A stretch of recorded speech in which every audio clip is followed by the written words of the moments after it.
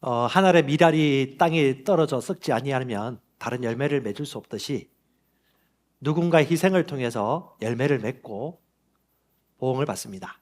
예수님이 십자가에 죽으시고 부활하심으로 말미암아 그 한 분의 희생을 통해서 인류의 모든 죄가 제거되었고, 그 예수께서 죽으신 가운데 부활하심으로 말미암아 그를 믿는 모든 자들은 첫 열매들이 되어서 하나님 나라에 도착하게 되었고, 이 땅에 살지만 죽는 인생이 아니라 영원한 생이 보장된 영생, 하나님의 생명을 갖게 된 새로운 피조물이 되었습니다. 그러므로 우리는 복 받았습니다. 복 받은 사람들이 어떻게 살아야 될까요? 같이 고백합시다. 성교하라 복 주신 교회. 하나님은 우리에게 말씀하셨죠. 말씀으로 사람이 살아나는 것. 쇼핑을 하고 게임도 하고 친구들도 만나면 이 두려움과 외로움이 사라질 것 같았지만 하나님 말씀 외에는 그런 길이 없었다는 고백하는 이 청년을 보면서 한 명의 성도가 보여집니다. 여러분, 인생은 왜 사는 걸까요? 무슨 목적 때문에 사는 것입니까? 왜 일하고, 왜 사업하고, 왜 양육하고, 왜 학업을 하려고 할까요? 인생은 목적과 부르심이 있습니다. 우리를 만드신 창조주 하나님께서 가장 행복한, 가장 의미 있는 생을 살 수 있도록 우리에게 새 생명을 주셨습니다. 이 생명의 목적이 무엇일까? 이 삶의 목적이 무엇일까? 그런 생각을 좀 해봐요. 사는 거 아니겠습니까? 살아나는 거. 내가 살아났다면 자기가 산지도 죽은지도 모르는 사람들에게 살아나는 것이 무엇인지 가르쳐야 되지 않겠습니까? 그것이 바로 복음 증거입니다. 내가 믿는 예수님을 자랑하는 것입니다. 사람들은 주변 환경이나 사람을 너무 의식합니다. 그것을 성경에서는 하나님을 부끄러워하는 거라고 얘기합니다. 하지만 저와 여러분들은 확신이 있습니다. 예수 믿으면 산다. 예수 안에 생명이 있다. 예수 안에 진정한 구원이 있다. 진정한 행복이 예수 그리스도 안에 있다는 걸 믿는 사람들이라면 이 양심이 말해주고 있기 때문에 우리 인생의 목적이 무엇인지 곰곰이 간증하지 않을 수가 없습니다. 여러분, 왕국 복음을 위해서 내 시간, 내 달란트, 내 수고, 내 관심, 내 재물 어디에 쓸까요? 그걸 여러분과 오늘 좀 나눠봤으면 좋겠습니다. 마태복음 24장 14절에 보면 마지막 때가 오는 증거는 분명히 말해주고 있습니다. 이 천국 복음이 모든 민족에게 증언되기 위하여 온 세상에 전파되리니 그제야 끝이 오리라. 시간의 시작이 있으면 끝이 있습니다. 그 끝의 징조는 뭐예요? 가장 확실한 거는요, 땅끝까지 복음이 증거되는 것입니다. 그러면 주 예수님 오심을 가장 준비하기 좋은 시대는 언제일까요? 바로 복음을 증거하는 만큼 주님 오심을 준비하는 것은 없습니다. 하나님께서 저와 여러분들을 이 땅에 아직까지 데려가지 않으시고 몸 안에 살고 있는 이유는 바로 이것 때문입니다. 이 세상은요, 참 많이 이기적이고 참 눈에 보이는 것들에 마음을 뺏기는 시대입니다. 그래서 예전 10년, 15년 전부터 예견했습니다. 지금은 포스트 모더니즘의 시대다. 포스트 모더니즘은 쉽게 생각하면 모더니즘, 근대란 얘기잖아요. 근대 사회가 가지고 있는 관조, 사상, 지식, 이성의 사상을 포스트, 뛰어넘는, 능가하는, 초월하는 새로운 시대가 되었다는 것인데, 그 특징은 이렇습니다. 미국의 뉴욕 리디머 장로교회 팀 켈러 목사님이 소천하셨는데, 그분이 평생 동안 수많은 사람들에게 울림을 주었던 것이 포스트 모더니즘적 사회에서 기독교인들과 진리를 가진 사람들은 어떻게 복음을 선포해야 될까에 대해서 나누었습니다. 포스트 모더니즘을 좀 쉽게 얘기하면 이렇게 해석할 수 있습니다. 근대 사회의 특징은 무엇이었습니까? 그때는요, 인생의 의미가 무엇이냐? 선을 행하는 것이라고 얘기했습니다. 그 선이 나를 넘어서 공공의 선, 공중도덕, 그리고 절대선이 있다는 걸 믿고 순종하고 의무를 다하는 사관이었어요. 하지만 포스트 모더니즘 시기에서는 당신 의미가 무엇입니까? 얘기하면 그 사람들은 선을 행하는 것이 아니고 내 자유를 찾는 것이라고 얘기합니다. 의무를 행하는 것이 아니고 내 권리를 행하는 것. 공공이나 국가와 나라나 다른 사람의 선이나 도덕이 아니라 내 필요와 내 사명과 특별히 내 욕망과 내 커리어를 이루기 위해서 다른 사람들의 말은 듣지 않아도 돼. 이기적이라도 괜찮아. 여기서 좀 더 나아가면 어떻게 될까요? 내 인생 내가 사는 건데 뭐라고 하지 마. 어느 누구도 내 인생에 관여할 수 없어. 부모님도, 친구도, 선생님도, 더 나아가서 누구까지? 하나님까지. 그래서 하나님보다 높아진 것이 뭐예요? 오늘날의 우상이고, 하나님보다 높아진 자기 사랑으로 이 세상을 살아가는 것이 이미 성경에 예견된 종말의 시절이었습니다. 그래서 여러분, 디모데후서 3장에 보면 마지막 때의 특징을 사랑이란 단어를 붙여서 이런 현상들이 벌어질 거라고 이미 2000년 전에 디모데후서에서 예언했었어요. 첫 번째는 자기를 사랑하는 것입니다. 사랑이란 말은 아무 데 못 붙이죠. 자기를 너무 사랑하는 것입니다. 너무 사랑하니까 이것에 좋지 않은 결과물들이 뭡니까? 너무 사랑하면 너무 자기의 연민이 빠집니다. 이 연민에 빠진 사람은 결코 자기 인생의 문제를 해결하거나 행복에 도달할 수가 없습니다. 자신을 객관적으로 보지 않고 자기 연민에 빠진 사람은 다른 사람이 자신을 연민해 주길 원하고 이 세상의 피해자로서 자신을 어필하길 원합니다. 이건 건강하지 못한 자아상입니다. 진짜 내가 누구인지를 알아야 됩니다. 두 번째, 이 사람들은요, 무엇보다도 돈을 사랑합니다. 돈을 사랑하는 것이 너무 강하여서 모든 생각이 돈밖에 없어요. 그리고 돈을 쌓고 돈을 모으고 돈으로 내 정체성을 대신합니다. 이런 사람들은 결국 예수께서 말씀하십니다. 네가 네 자신을 위해서 곡간 창고에 돈을 모으고 물질을 모으고 쌓고 쌓다 하더라도 오늘 밤에 네 생명을 가져간다면 그 곡간에 쌓인 것이 무슨 소용이 있겠느냐? 진짜 중요한 것이 무엇이냐? 자기를 사랑하는 사람은요, 결국 교만하고요, 혹은 내가 준비되지 않거나 하면 두려움으로 엉뚱한 짓을 저지릅니다. 이 사람은 두려움으로 살아갑니다. 혹은 교만의 대가가 되어서 만몬이라는 신을 섬길 수밖에 없죠. 그 결과는 좋지 않습니다. 세 번째는 쾌락을 사랑합니다. 즐거움과 재미, 이걸 모든 사람들이 추구하고 있기 때문에 요즘 쇼츠 영상이 왜 그래 활발하게 뛰어다닐까요? 말초신경을 자극하는 영상들이 사람의 시선을 끌고 조회수가 높아갑니다. 근데 대부분 보면 먹는 거, 재밌는 거, 기괴한 거, 인기가 많아요. 근데 이것이 뭐냐? 결국은 중독 증상을 일으킵니다. 근데 성경에서는 이 세 가지의 특징이 나타나지만 이 본질이 뭐라고 말합니까? 하나님 사랑하는 것보다 더 사랑하는 것이다. 다른 말로 무슨 말입니까? 우상이라고 해요. 자기가 우상이 되고 돈이 우상이 되고 즐거움과 쾌락을 느끼는 것이 우상이 되어져서 결국은 하나님보다 높아진 형상을 만들고 사람을 숭배하거나 사상가를 숭배하거나 그들을 추종하거나, 바로 이것이 하나님이 말씀하고 있는 말세 때의 특징입니다.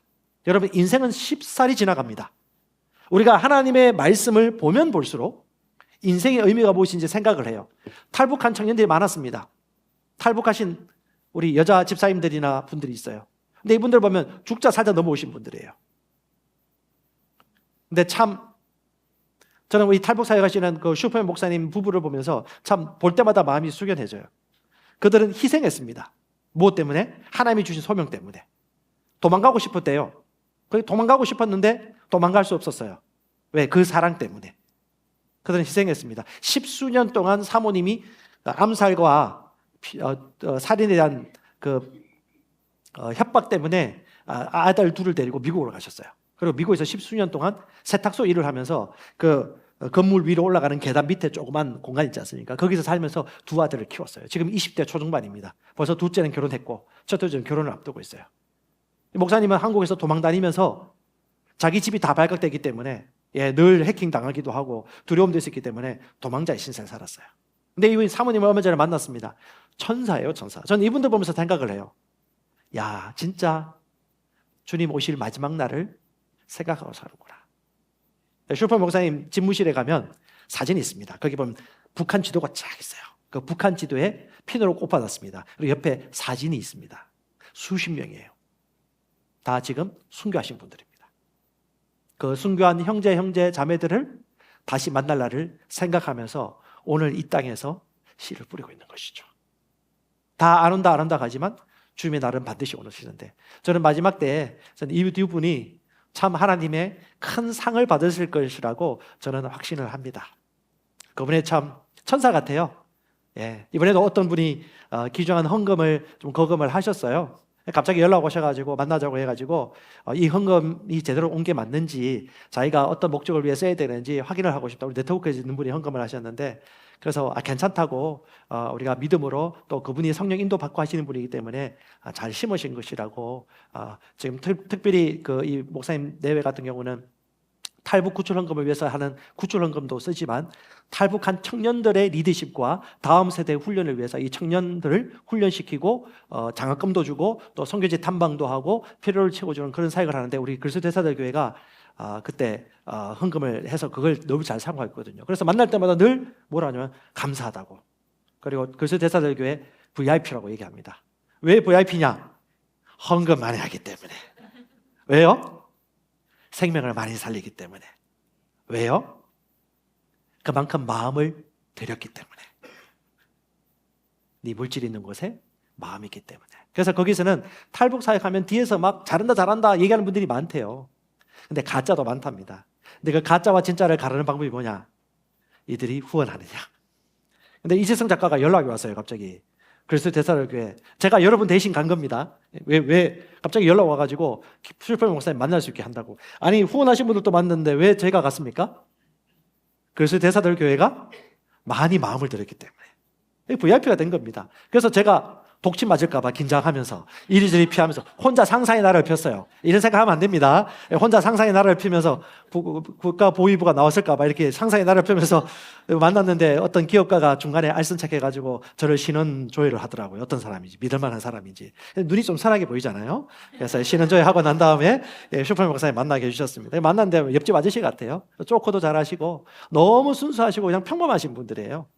그런데 이분들이 그 일들을 하나님께서 쓰임받게 해주시더라고요. 그래서 국정원이라든가 이스라엘 모사드라든가 미국의 정보기관들하고 연계하면서 이 사역을 잘 감당하고 있고, 지금 10수년 동안 하면서 거의 6, 70억, 100억 가까운 돈을 탈북 구출하는 데 쓰임받았고, 단일적으로는 6, 70% 이상 가장 그런 탈북 사역의 성공적인 삶을 살고 있습니다.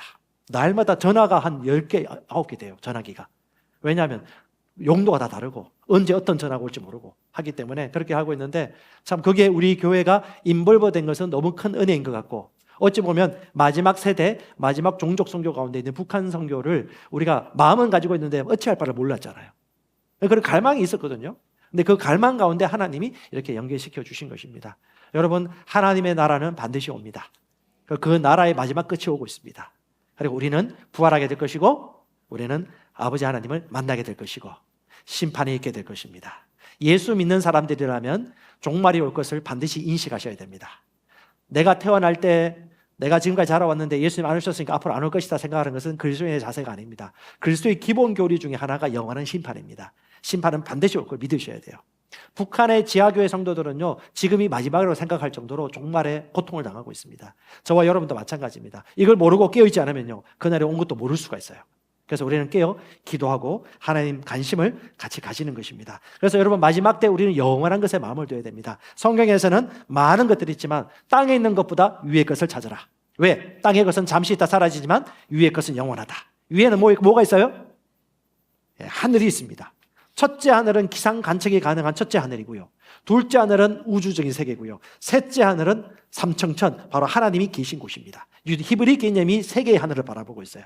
우리는 이 복수 하늘들을 생각해야 됩니다. 하나님이 다스리는 하나님의 왕국이 결국 이 모든 세상을 주관하고 있고, 우리는 집이 하늘나라이기 때문에 이 땅에 있는 것보다 하늘의 것을 고대하면서 살아갈 수 있는 것이죠.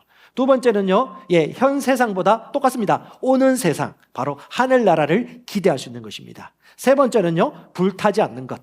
이 땅에서 하는 모든 행위들 가운데 불타지 않는 행위와 공적들이 있습니다. 바로 뭐예요? 영원한 것을 위해 투자하는 것. 영원한 것을 위해 내 타임, 내 트레저, 내 보물을, 내 재물을, 내 시간을, 내 탤런트를 어디에 들을 것인가? 썩지 않을 것. 그것이 뭘까요? 사람 살리는 겁니다. 사람 살아나는 겁니다. 똑똑한 사람이라면 내가 지금 하고 있는 일들이 사람 살리는 건지, 내가 양육하고, 내가 학교 공부하고, 내가 사업을 하고 내가 셀사역을 하고 하는 이것이 무엇을 위해 하는 것인지 자기 자신이 알 거예요. 하나님은 우리 안에 성령의 양심을 두시고 또 우리에게 이렇게 머리 빠진 목사님의 말씀을 통해서 또 내 안에 있는 성령의 양심을 통해서 확정해 주시고 인도해 주시는 것입니다. 그렇게 살아갈 때 골로새서 3장 4절이 확인이 되고 경험이 될 것입니다. 그리스도께서 나타나실 그때에 너희도 그와 함께 영광 중에 나타나리라. 아멘. 네, 그날이 반드시 올 것입니다. 그러므로 저와 여러분들은 이 마지막 날을 의식하십시오. 그리고 생각하십시오. 3T, Time, Talent, Treasure를 어디에 쓸 것인가? 나의 부르심은 무엇인가? 왜 오늘 땀을 흘리는가? 왜 오늘 이렇게 시간이 없음에도 불구하고 그를 만나러 갈 것인가?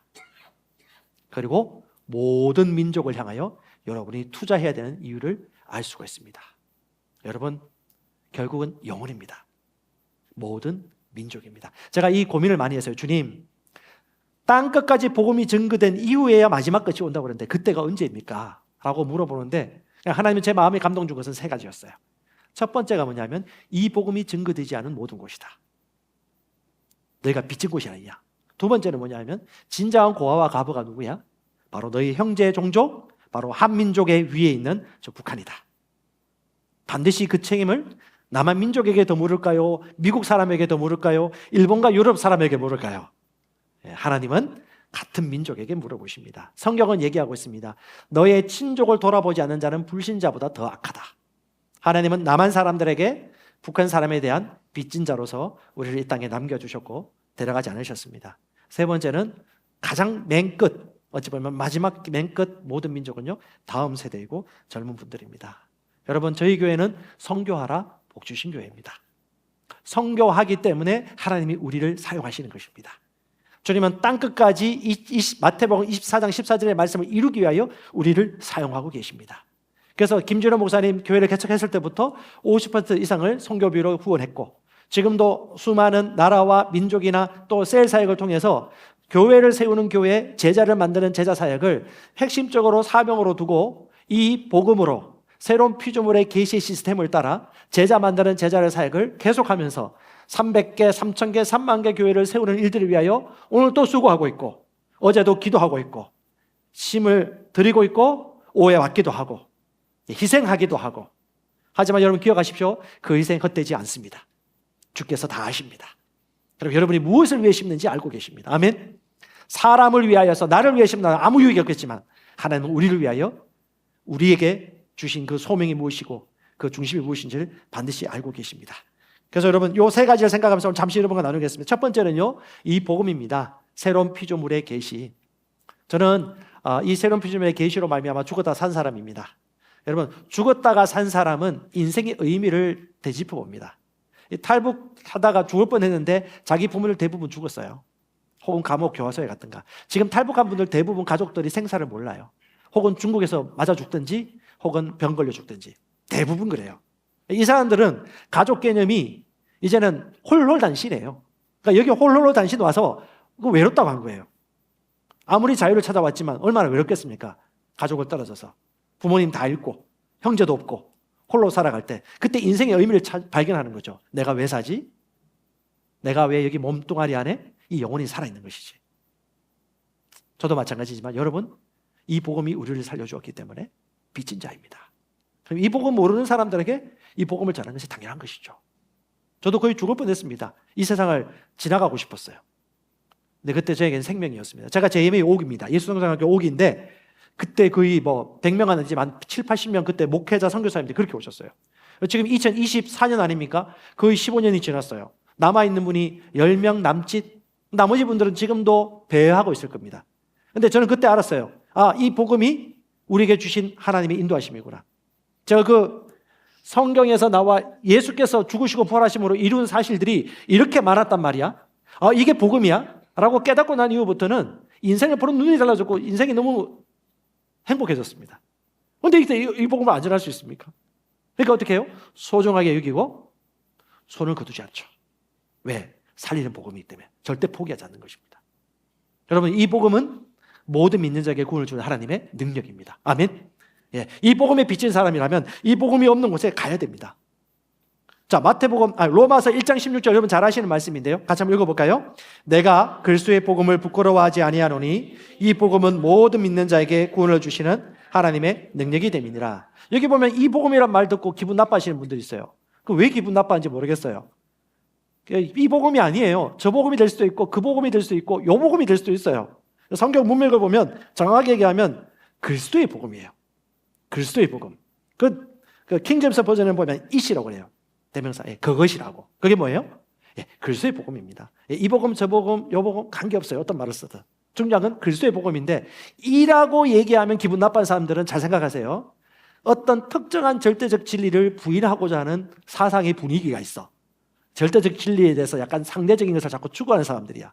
그럼 뭔가 이유가 있겠지 하고 감정 섞지 말고 편안하게 보세요. 이 복음이 무슨 의미예요? 꼭 이 복음이라 해야 돼? 이러지 말고 이 복음 왜 이 복음이라는 거죠? 이렇게 이것이 인생에서 모든 그 사상과 체계가 연결되어집니다. 근데 이거 그리스도의 복음이에요. 바울이 그냥 이렇게 이 복음을 얘기했기 때문에 이 복음인 것이고요. 그리스도의 복음입니다. 이 그리스도의 복음이 뭐냐? 예수께서 죽은 가운데 죽으셨다가 3일 만에 죽음의 권세를 깨뜨리고 일어나심으로 말미암아 그 예수를 믿는 자마다 의롭게 되어집니다. 그 예수를 믿는 자마다 죄와 죽음의 두려움에서 해방되어집니다. 그리스도 예수 아닌 자에게는 결코 정죄함이 없습니다. 이 세상에 줄 수 없는 평안을 누릴 수밖에 없습니다. 아멘. 왜? 예수께서 이루셨기 때문에. 오늘 찬양했듯이 주님이 이루셨다 안 합니까? 십자가에서 다 이루었다. 뭘? 우리의 모든 죄의 저주, 율법의 저주에서 우리를 속량하셨다. 죄와 죽음과 질병과 가난과 두려움과 모든 외로움에서 우리를 속량해 주셨다. 아멘. 그렇기 때문에 우리가 감사하고 찬양하는 것입니다. 산 꼭대기에서 보는 거예요, 여러분. 이 복음을 아는 사람은 산 꼭대기에서 있는 자기 자신을 보세요. 이루기 위하여, 얻기 위하여 아직 덜 되었기 때문에 달라고 올라가는 것이 아닙니다. 산 꼭대기에서 예수의 죽으시고 부활하심으로 말미암아 이미 산 위에서 이룬 것들을 이루어 놓은 산 꼭대기에 있는 것들을 보는 거예요. 어디서? 위에서. 예수 그리스도께서 이루신 그 위치에서 밑에서 해결하기 위해서 이리저리 올라가는 게 아니에요. 치유받기 위하여, 해결하기 위하여 애쓰고 힘써서 올라가는 것이 아니라 예수의 죽으심과 부활로 말미암아 이미 이루어진 일들 어떻게 산 위에서 어떻게 해요? 아, 이건 이런 거구나. 아, 이건 저런 거구나. 라고 익숙해지는 것이고 그것을 믿고 믿은 대로 고백하는 것이고 이미 이룬 것들을 눈에 익히는 것입니다. 이것에 대한 핵심적인 성경 구절이 고린도후서 5장 17절입니다. 이전 것은 지나갔으니 보라. 보라가 뭐냐면 이두란다네요. 뭐예요? 봐, 자, 뭐하라? 보는 게 중요한 거야. 너의 행동보다 보는 게 중요한 거야. 그게 뭐예요? 믿음으로 보는 것입니다. 뭐요? 새 것이 되었도다. 그 전에 이전 것은 지나갔다. 이전의 모든 것은 지나갔다. 이 시간 여러분 귀 있는 잔 들어주십시오. 지금까지 있던 모든 불편한 것, 그릇된 것, 하나님의 선하심과 반대되는 것 지나갔습니다. 그리고 보십시오. 보라, 새 것이 되었도다. 아멘. 그래서 여러분 새로운 피조물의 계시를 온전히 받고 따라가기 위해서 여러분 기억해야 될 것은 약 4가지만 정리하시면 되겠습니다. 첫 번째는요, 우리 사람은 겉사람과 속사람으로 이루어져 있는데 속사람의 모양이 그 사람 인생의 모양입니다. 속사람은 영과 혼으로 이루어져 있어요. 영은 거듭날 때 완벽한 의입니다. 깨끗한 새 생명이고 새 본성이에요. 근데 속사람 중에 하나가 마음과 혼과 생각과 의지입니다. 이 생각과 마음과 의지를 관리하고 바꾸고 훈련시켜야 돼요. 이걸 얼마나 집중하고 훈련하고 놓치지 않느냐에 따라서 인생 모양이 달라지는 것입니다. 이걸 놓치는 이유는 중간에 포기하거나 불신하거나 손을 놓친 거예요. 해봐도 안 되더라. 그 사람들의 공통적인 특징이 있습니다. 중간에 포기한 겁니다. 해봐도 안 된다는 것은 성경에 없어요. 말씀이 진리입니다. 하늘 위에 있는 말씀은 견고하게 서 있고요, 반드시 역사합니다. 그러므로 말씀에 대한 가치를 소중히 여기고 그걸 인식한다면 끝까지 손에서 놓치지 않는 것. 단순 지속적으로 반복하면서 속사람의 모양에 관심을 가지십시오. 두 번째는요, 속사람의 변화는 결국 말씀과 성령의 역사를 통해 되어지는 것입니다. 여러분, 기도도 하지만 말씀이란 재료를 우리 속사람에 집어넣는 거예요. 그게 뭐냐면 혼이 받아들이도록 말씀을 묵상하고 말씀의 계시를 사모하는 겁니다. 여러분, 사모하면요 성령께서 일하세요. 집중하고 선택하면요, 결단하면요, 그것이 믿음의 행보예요. 말씀에 관심을 가지고 진리를 갈망하면요, 하나님이 그 말씀의 계시를 열어줘요. 그 말씀의 재료가 영에 들어오면요, 이 영에 집어넣는 거예요. 공부하고 묵상하고. 그러면요, 시작은 뭘로 한다? 영으로 시작하는 것입니다. 혼의 정보는 넣었지만 시작은 영으로 시작하는 거예요. 영으로 시작하는 것은 하나님의 말씀이 그렇다고 하면 그런 걸로 받아들이는 거예요. 머리가 돌아가요. 지금 목사님 말씀하고 있는데 저 말이 맞나 안 맞나, 내가 알고 있는 말이고 저건 모르는 말이고, 저건 내가 알고 있던 것을 배웠던 것이고 저거는 배우지 않았던 것인데, 이건 뭐 머리가 벌써 돌아가고 있는 거예요. 하나님의 말씀을 이 심령으로 시작하는 건 뭐예요? 하나님이 이것은 성경이 하면 네, 할렐루야, 감사합니다, 주님, 그것이 성경입니다. 맞나 안 맞나, 내가 알고 있나 모르나, 내가 알고 있던 것인가 아닌가, 머리는 쓰지 마세요. 문이 달라요. 그래서 속사람이 말씀과 성령의 인도를 받으면 우리 속사람의 모양이 변화되기 시작합니다. 요즘 LTG 성경 읽기 하시는 분들 중에 변화 있는 분들이 조금 있어요. 성경을 제대로 안 읽어봤대요. 10수년 동안 믿음 생활을 했는데 말씀의 실제만 했는데 성경을 처음 이렇게 들고 공부를 하다 보니까 내 안에 있는 성령이 직접적으로 내 안에 있는 영과 더불어서 말씀을 열어주는 것이죠. 이거는 여러분, 중간자를 거치지 않고, 목사님을 거치지 않고, 리더를 거치지 않고, 내가 사모하는 마음으로 내 안에 계신 성령님을 의탁할 때 최고의 교사가, 최고의 학생이 나를 통해서 말씀해 주시는 것입니다. 그래서 여러분, 말씀이 우리를 온전케 하고 유업이 있게 해준다고 말씀하고 있습니다. 그러므로 여러분, 지금까지 도움을 받았지만 도움 받는 자리에서 반드시 내가 스스로 원석을 캐서 성령께서 직접 내 영에게 말씀하고 인도하실 수 있도록 여러분, 그런 기회를 만들어 주십시오. 처음엔 낯설 겁니다. 하지만 해보십시오. 여러분의 생각을 적으시고 말씀을 사모하시고 기대하시면요, 눈을 열어주십니다. 그리고 기도하면요, 그것이 성령이 역사하기 시작합니다. 말씀이 표대예요. 성령은 기름이고요, 동력입니다. 여러분, 무엇보다도 말씀에서 무지할 수 없습니다. 세 번째는요, 이루어갈 것보다도 이미 주님이 이루어 놓으신 일에 집중하는 것입니다. 주님이 이미 이루어 놓으신 것, 예수께서 죽으시고 부활하심으로 말미암아 이미 이룬 결과들이 여러분, 새가족반과 양육반 내에 너무 잘 나와 있어요. 주님이 우리를 죄인이 아니라 의인으로 거듭나게 하셨습니다. 우리의 마음과 생각을 변화시킴으로 말미암아 의롭게 살 수 있도록 하셨습니다. 그리고 우리의 몸을 쳐서 복종시키고 혼은 말씀으로 새롭게 하고 영은 이미 거듭났다는 것을 이해하는 것이죠. 그리고 말씀대로 살아가는 것입니다. 여러분, 이미 이루어 놓으신 것에 집중하세요. 이미 이루신 것을 집중하십시오. 이미 이루신 것을 얘기하십시오. 이미 이루신 것에 마음이 감동되시고 이미 이루신 것을 잠잠히 얘기하는 것이 너무 자연스럽게 되어지도록 말씀으로 포격하십시오. 되어진 것을 되뇌십시오. 지속적으로 되풀이하는 겁니다. 손을 놓지 않는 것입니다. 왜? 복음이니까. 네 번째는요, 이 속에 있는 것을 자꾸 보고 말하고 선택하는 것입니다. 우리가 이 복음 잘하지 않을 수 있겠습니까? 지금 저 방글라데시라든가 캄보디아라든가 태국 가운데 엄청나게 이 복음의 역사가 나타나고 있고 한국인들보다 더 오히려 외국인들이 더 말씀을 잘 받아들여요. 이 사람들에게 말씀 잘하면 멸시받거나 잘 받아들이지 않으면 어떻게 해야 됩니까? 더 잘 받아들이는 쪽으로 가야 돼요. 한국에 들어있는 유학생들이나 이주 노동자들, 그리고 뭐 다문화 가정들 보면 예수의 복음을 잘 받아들일 분들에게 복음 전하면 되는 것입니다. 지금 그 이태원에서 매주 토요일마다 복음 전하는 부녀가 있어요. 부녀. 이분들은 선교사의 삶을 살다가 한국에 들어왔는데 아랍어를 하시고, 지금 이태원에 가면 외국인들이 엄청나게 많거든요. 그럼 한국인은 대부분 거절한대요, 대체로.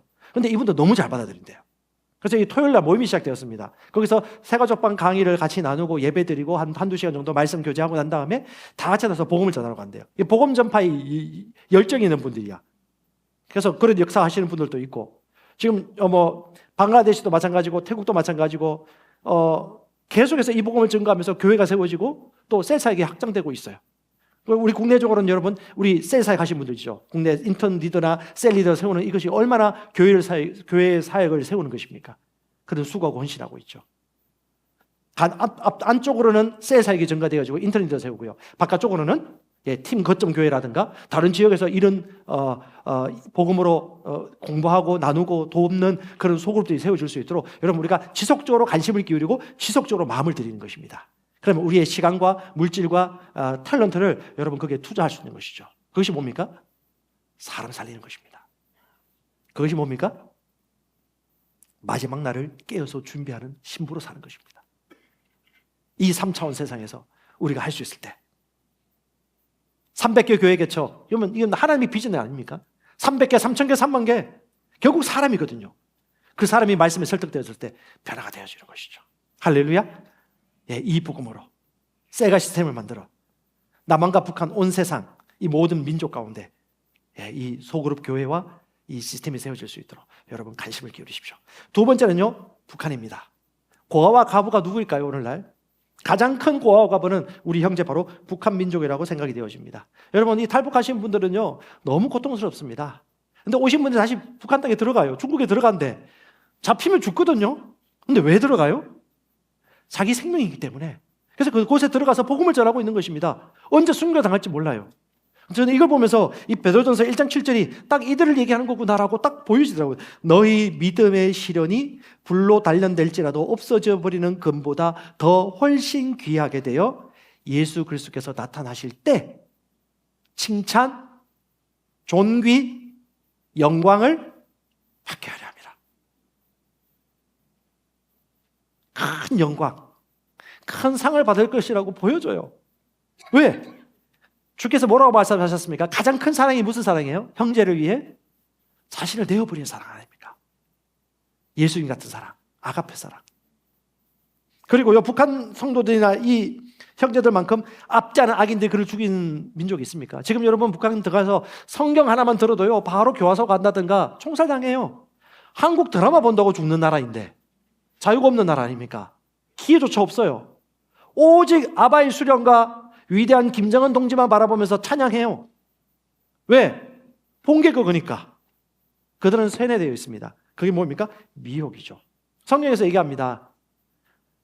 아벨이 죽었을 때 가인이 하나님께 대적하죠. 내가 내 아우를 지키는 자입니까? 하나님이 얘기하는 겁니다. 그래, 네가 네 아우를 지키는 자지.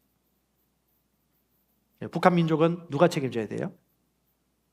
우리 남한 사람들보다도 외국인 복음사업가들이나 인권운동가들이 더 관심을 가집니다. 대한민국 정부가 외면하고 있고 대한민국 교회가 많이 외면하고 있습니다. 주님이 물어보십니다. 네가 네 아우를 지키는 자다. 반쪽, 저 윈쪽, 한민족. 개인이 한민족이냐? 이건 저와 여러분들에게 모두가 사명이고 비전이고 부르심입니다. 지금 한동대에서 탈북자들 중심으로 해서 한국인 청년들 같이 모여서 기도하는 기도 모임이 생겼는데 1, 2년 만에 1000명 넘게 모이고 있어요. 대한민국 남북 통일을 위해서 기도하고 있고 복음 통일 생각하고 있습니다. 여러분, 대한민국 미래가 암울합니다. 여러분, 시가총액 10위 안에 삼성이 얼마 있으면 빠져나갈 거라고 예측하는 기업 연구 발표가 있어요. 삼성 때문에 지금까지 성장에 동인이 되었죠. 출생률 0.67명 예상하고 있습니다. 대한민국 미래가 암울합니다. 길은 다른 길밖에 없어요. 뭐요? 기독교인들, 믿음의 사람들이 기도하고 이 대한민국이 복음 통일을 이루고 생명의 말씀으로 새롭게 태어나는 것. 그런 길 외에는 없습니다. 하나님 우리에게 맡겨주시죠. 그 나라의 흥망성쇠는 기독교인들에 달려 있습니다. 믿는 자들이 깨어있을 때, 기도할 때, 복음을 붙잡을 때 하나님께서 역사하시는 것이죠. 아멘. 얼마 전에 우리 작년인가요? 미국의 엘리트 계층의 사람들, 청년들과 그 중요한 인사들을 한국에 데리고 와서 한국의 청년들과 인볼버 시키는 대회를 열었어요. 그 앵킴 TV의 우리 여성 사역자가 빌드업 코리아라는 큰 성회를 열었습니다. 제가 그때 늦게 알아가지고 가지 못했어요. 올해도 6.25 그 시점에 맞춰서 한번 한다고 그래요. 저는 우리 청년들하고 장년들 가운데 관심 있는 분들 많이 참여하셨으면 좋겠습니다. 하나님이 우리나라를 세울 때 하나님 주신 기독교 가치의 정신으로 입국 세웠어요. 건국 정신이 있습니다. 그것이 19세기 우리나라에 들어온 기독교 선교사님들이 가지고 있는 사상과 그 이념이 우리 독립운동가들에게 전수되었고 그 독립운동가들이 깨어있어서 기도하면서 그 가치를 가지고 대한민국이 1948년도에 세워진 거예요. 그 나라 그 가치 보십시오. 하나님 나라의 가치입니다. 하나님 나라의 건국 개념입니다. 그 개념을 하나님이 우리나라에 가져오셨죠. 그 반쪽에 있는 북한 땅은 지금 어떤 나라예요? 그 실상 한번 보시면 사진 한번 보여주세요. 여러분 김일성과 김정일 동상 보이죠? 그 밑에 누가 있습니까? 사람들이 다 고개 숙이고 숭배하고 있습니다. 여러분 북한은 나라가 아니에요. 북한은요 이단 종파 이단입니다. 여러분 저 동상 보면 느끼는 게 없으세요? 성경에 나왔던 동상의 주인공들이 어떻게 되는지 보십시오. 그건 하나님을 대적하는 것이고, 성경에 뭐라고 나옵니까? 너희와 세운 언약을 잊지 말고 하나님 여호와께서 금지하신 어떤 형상의 우상도 조각하지 말아라. 그걸 버젓이 조각하고 사람을 높이는 것이 어디예요? 북한입니다. 지금 미혹된 나라예요. 정상 국가가 아니에요. 국가라고 생각하면 안 됩니다. 저기는요 미혹의 영에 지배당하고 있는 어둠의 이단 사상이에요. 김일성 수련고가 세계 10대 종교 안에 들어가는 나라입니다. 그럼 저 사람들이 남북 연합으로 총선거를 실시한다. 누가 대통령 될까요? 예, 북한이 지지하는 사람이 대통령 됩니다. 왜? 저 사람들 다 지금 세습당했거든요. 세뇌를 당했어요. 이해할 수 없어요. 왜? 영적인 문제이기 때문에. 저걸 보통 국가라고 생각하시면 안 됩니다. 자, 그 다음 사진 보여주세요. 저 죽어있는 사람 옆에 꽃으로 뭐라 장식했어요? 영생, 이터널 라이프. 예, 성경에 나오는 단어가 여기 들어가 있어요. 그 뭐예요? 여러분 잘 아시지 않습니까? 이들이 생각하는 하나님이 누구다? 김일성입니다. 태양절이 그래서 태양이에요. 태양, 빛. 우리의 김일성 장군이 태양이다. 빛이다. 하나님 자리에 태양을 올려놓은 거예요. 누구? 사람. 로마 시대는 로마 신. 지금은요 북한에서는 사람을 숭배하고 있죠. 이 나라는 자유는 없습니다. 예수 믿을 기회 없어요. 그냥 태어나서 오로지 자신의 우상은 위대한 민족의 지도자 김일성, 김정일 동지와 김정은 동지입니다. 뭐 지금 그 자녀까지 지금 하고 있다는데, 여러분 우리가 이 실상을 사람의 이성과 과학과는 이걸 이해할 수가 없어요. 실제 역사적 사건을 잠시 연구해 보면 아시겠지만 1945년 우리가 일제로부터 해방되고 난 이후에 상당히 혼란스러웠습니다. 대한민국 사람들이 대부분 종가 천민이고 노비였고 한 50% 이상이 대부분 양반이었고 그들이 우리를 지배하는 계급 사회였거든요. 왕실 사회. 근데 그 사회가 일제시대 지나면서 8.15 해방되어지면서 이들이 갈급했던 이 열망을 풀어주는 것이 마르크스 혁명에서 시작된 그 볼셰비키 혁명으로 시작된 공산주의 사상이 뭐냐면 다 잘 살게 해주더라. 똑같이 토지 나눠주고 똑같이 잘 살게 해주더라는 그 사상이 돌면서 독립운동가들이 다 거기에 처음에 심취를 했었어요. 독립운동가들 중에 반으로 나누었습니다. 다 민족을 위해서 살다가 어떤 사람들은 공산주의 사상을 받아들이자, 같이 잘 살자. 어떤 사람들은 이것은 결국 우리가 살 길 아니다. 결국 자유를 뺏어서갔을 것이다. 자유민주주의를 추구하자라고 이 두 개의 갈래길로 사라졌어요. 근데 그 당시 가장 민족적으로 기독교인 선배이면서 말씀과 신앙을 가졌던 분들 중에 이랬던 분이 김구, 그리고 도산 안창호, 그리고 여러분 잘 아시는 북한의 갑자기 생각이 안 나네요. 고당 조만식 선생님, 그리고 이승만 같은 경우 외교실을 통해서 이렇게 해서 이분들이 지금 이 흐름을 놓치면 안 된다라고 해서 해방운동 하면서도 깨워서 그 자유민주주의 가치를 추구하려고 그러죠. 그때 북한에서 가장 명망 있고 인기 많았고 사람들의 존경을 받는 분이 고당 조만식 선생님입니다. 많은 사람들이 아쉬워하는 사람이에요. 이분이 남한으로 내려갈 기회가 많았습니다. 살아야지 알겠습니까? 그런데 이분이 신앙 양심으로 떠날 수 없었어요. 가만히 보니까 러시아 간부들이 들어와서 김일성을 세워가지고 사람들을 억압하고 자유를 뺏어가는 걸 보게 되었어요. 많은 기독교 지도자들이 잡혀가고요, 실종되고요, 고문당하고 있는 것들 보면서 내가 이 자리를 놓치지 않으면 결국 공산화 되겠다. 한때 평양이 동양의 예루살렘 아니었습니까? 그래서 끝까지 지키다가 나중에 고려 호텔에 감금이 되어집니다. 그리고 여러분 1950년 6월 25일에 6.25 전쟁이 터지죠. 그 6.25 전쟁 터지기 전에 북한이 항상 했던 게 뭔지 아십니까? 평화전선 전술. 뭡니까? 거짓말. 마귀의 특징이 뭡니까? 거짓말의 압이 아닙니까? 그럼 아들은 뭐예요? 거짓이잖아요. 그러니까 날마다 자기 아들 통해서 하는 게 뭐예요? 거짓말인 거예요. 그래서 가장 먼저 했던 것이 뭐냐면 6.25 전쟁을 야금야금 준비하면서 앞에는 뭐라고 했냐면 1950년 6월 달에 가까워있을 때 우리 남북 총선거에서 국회의원 뽑자. 그리고 고당 조만식 선생 1950년 6월 26일에 막교환하자, 우리 포로하고. 그렇게 다 평화무드를 만들었어요. 그러니까 여러분, 이런 사람들은 행동을 봐야지 말을 믿으면 안 됩니다. 평화무드더라도. 그래서 1950년 6월 20일 6.25 전쟁 터지고 난 다음에 죽을 뻔했잖아요, 우리나라가. 거의 멸망당할 뻔했죠. 공산화 될 뻔하다가 메가더 장군의 그 인천 상륙작전을 하고 난 이후에 북진을 하게 되었죠. 그리고 평양 다 다다랐을 때 바로 평양 수복하기 바로 하루 전에 그 당시 민족 지도자들하고 고당 조만식 선생님은 총살당하게 되어집니다. 결국 이제 같이 보지 못했죠. 이것이 뭐예요? 자유가 없는 세상의 결말입니다. 그 이후에 북한에 있는 교회 대대적인 숙청이 1950년대 다 이루어졌어요. 여러분, 박헌영도 그때 다 죽임 당하고요. 여러분 잘 아시는 그 누굽니까? 무력 독립운동 하셨던 그분도 결국 권력 다툼에서 다 무너지고, 그때 남아있던 모든 기독교인들이 다 그 말살 당하게 되어집니다. 1960년대 70년대 들어오면서 이들은 주체 사상을 도입해가지고 완전히 세뇌당했던 것이죠. 이 자유를 찾아온 이 민족, 그 땅에는 빛이 없습니다. 복음이 필요합니다. 그거 누가 하겠습니까? 우리가 하는 거죠. 예수 그리스도의 복음을 가지고 있는 우리가.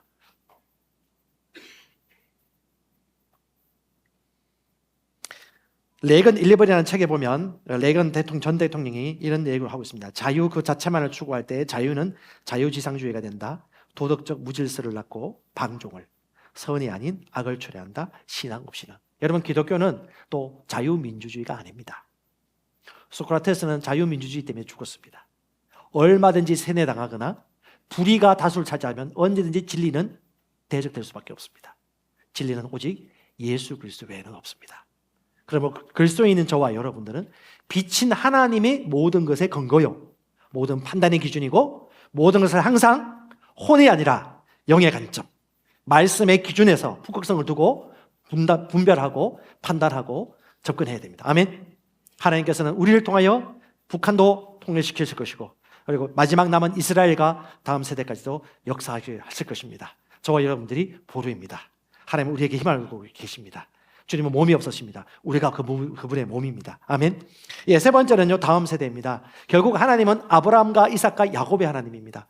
아브라함을 통해서 믿음이 전수되었다면 이삭에게도, 이삭을 통해서 전수되었다면 야곱에게도, 야곱을 통해서 전수됐다면 그 다음 세대에게도 주께서는 그 신앙이 계속해서 흘러가길 원합니다. 그래서 너희 자녀에게 부지런히 가르치라고 말씀하셨고요.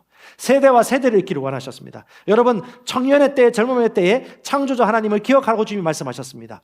그들이 창조주 하나님을 기억할 수 있도록 가장 우리가 투자해야 될 때입니다. 여러분, 할아버지, 할머니, 아버님들, 여러분 자녀 세대, 우리 손주, 손녀 세대, 여러분 마음에 품읍시다. 기도하십시다. 그리고 투자하십시다. 바래 주십시다. 대한민국 출산율이 0.67명이라고 예상하고 있습니다. 성교 관점이 바뀌었어요. 예전에는 템포리 윈도우라고 위도 10도에서 40도에 대부분 불신 미전도 종족이 몰려 있었어요. 근데 지금은 바뀌었습니다. 뭔데요? 0세, 13세, 13세, 20세 젊은 세대. 그들은 복음을 몰라요. 기독교의 기자도 몰라요. 예수님의 예자도 몰라요. 그들에게 복음을 전해야 될 때입니다.